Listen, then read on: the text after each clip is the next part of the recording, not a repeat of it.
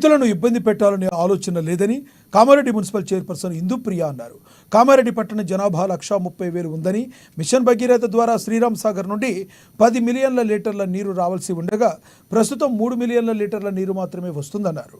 అందువల్లే కామారెడ్డి పెద్ద చెరువు నుండి 2 మిలియన్ల లీటర్ల నీరు రావడంతో నీటి కొరత ఏర్పడిందన్నారు. పట్టణ ప్రజలు తాగునీటి కోసం పడుతున్న ఇబ్బందుల దృష్ట్యా ఈ నిర్ణయం తీసుకున్నామని తెలిపారు. ఈ విషయాన్ని రాష్ట్ర ప్రభుత్వం దృష్టికి తీసుకెళ్లి వారి సూచనలకు అనుగుణంగా పనిచేస్తామని ఇందుప్రియ స్పష్టం చేశారు.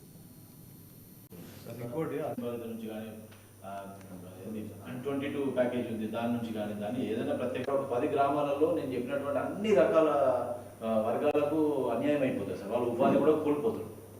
ప్రకారమే నీళ్ళను వదలకుండా బోర్లలో కూడా ఇంతే కాకుండా ఏంటంటే సార్ ఇప్పుడు కామారెడ్డిలో కూడా ఆఫ్ ఆఫ్ ద